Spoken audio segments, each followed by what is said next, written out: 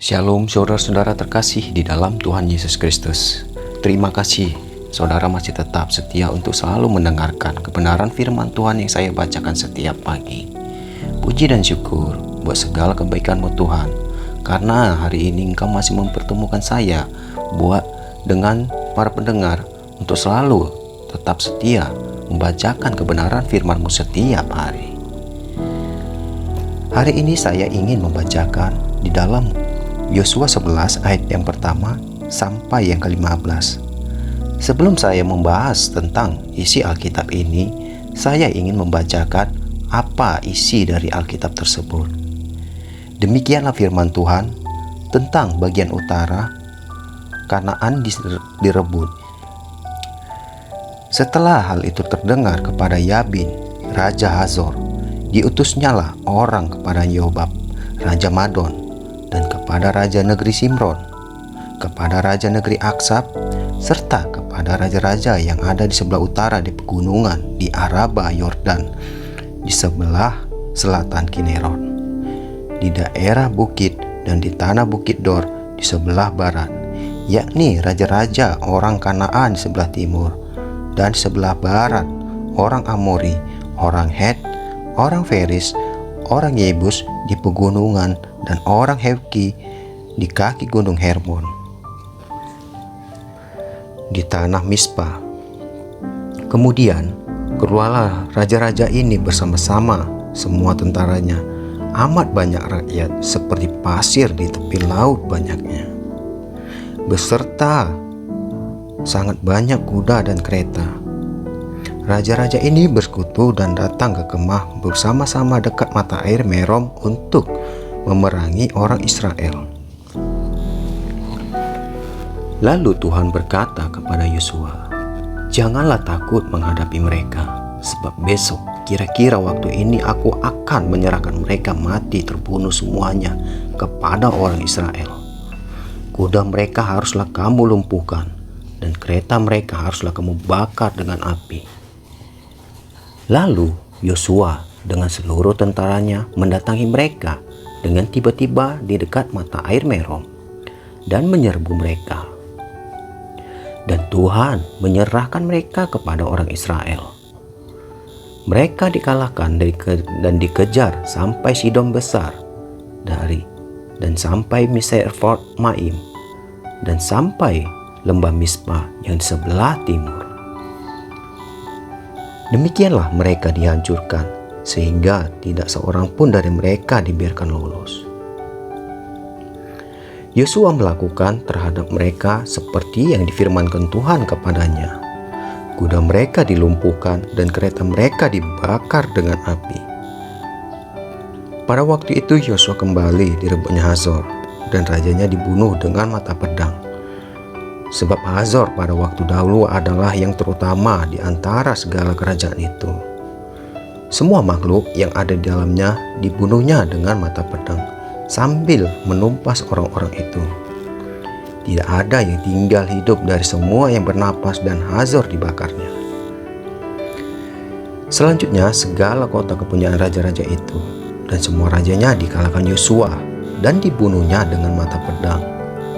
Mereka ditumpasnya seperti yang diperintahkan Musa hamba Tuhan itu. Tetapi kota-kota yang letaknya di atas bukit-bukit puing tidaklah dibakar oleh orang Israel. Hanya Hazor saja yang dibakar oleh Yosua.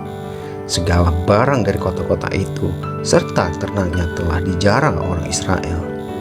Tetapi manusia semuanya dibunuh mereka dengan mata pedang, sehingga orang-orang itu dipunahkan mereka.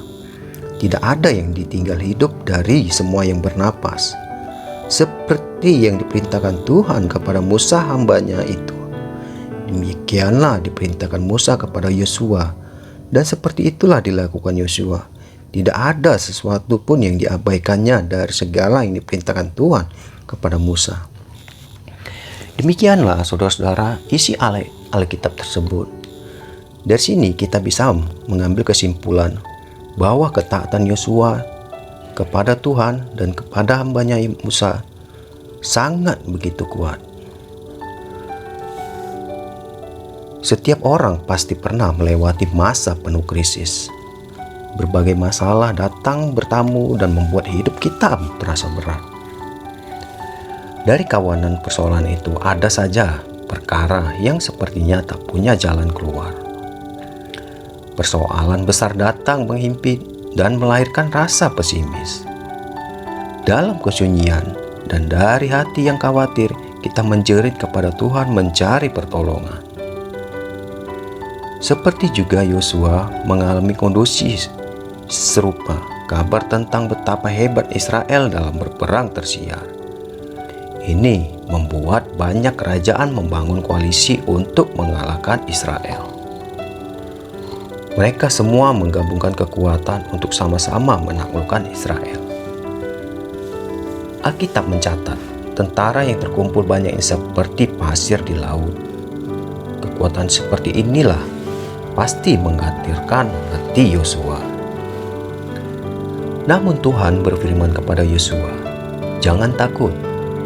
Tuhan berjanji akan menyerahkan semua lawan-lawan Israel." Kemudian Tuhan berfirman kepada Yosua. Yosua melakukan semua perintah Tuhan dan tidak satu pun terabaikan. Hasilnya, dia berhasil meraih kemenangan. Pengalaman Yosua menunjukkan bahwa Tuhan lebih besar dari setiap permasalahan. Dan fakta ini membuat Yosua menjadi tenang waktu berhadapan dengan kekuatan besar musuh. Dia menjadi berani karena Tuhan menjamin keselamatannya. Dan dia percaya penuh pada firman-Nya dan menjalankannya dengan sempurna. Ketaatan Yosua tidak bersandar pada janji kemenangan dari Tuhan. Sebaliknya, kepatuhan itu bersumber dari pribadi Tuhan itu sendiri. Yosua patuh karena dia mengenal Tuhan yang memberi perintah, bukan karena iming-iming hadiah.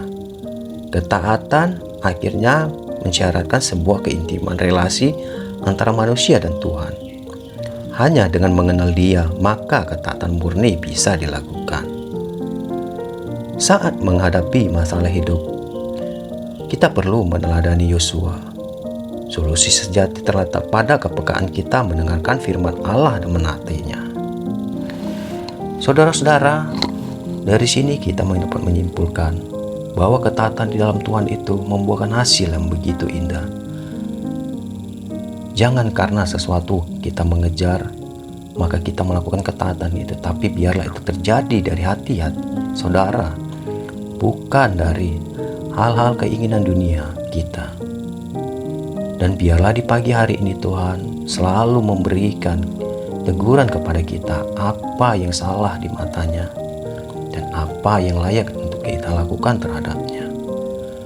Saya mengajak saudara-saudara saat ini untuk bersekutu, berdoa di dalam Tuhan.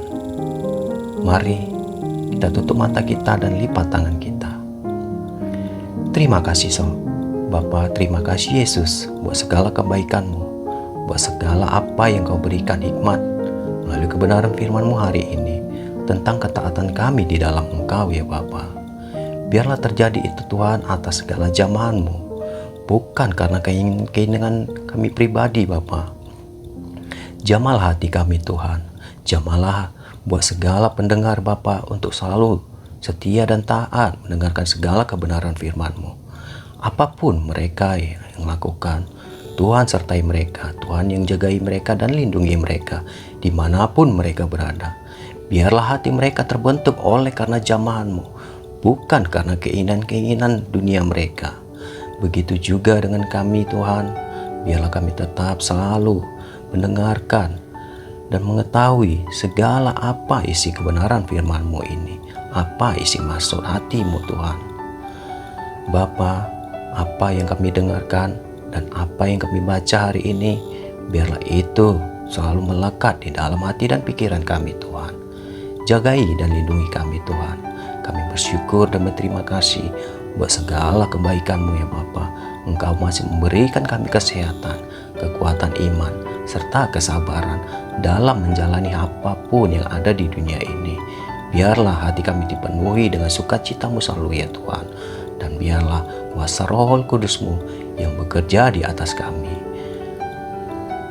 Engkau sungguh baik. Engkaulah Yesus Kristus, Juru Selamat kami. Melalui Anak Yesus Kristus kami diselamatkan. Terima kasih Allah Bapa kami yang di dalam surga. Biarlah kami akhiri segala tentang kebenaran firman-Mu hari ini hanya di dalam nama Tuhan Yesus Tuhan kami. Haleluya. Amin. Demikianlah saudara-saudara tentang pembacaan Alkitab hari ini yang saya lakukan. Jika ini berguna, saudara-saudara bisa membagikannya kepada orang-orang yang terdekat saudara.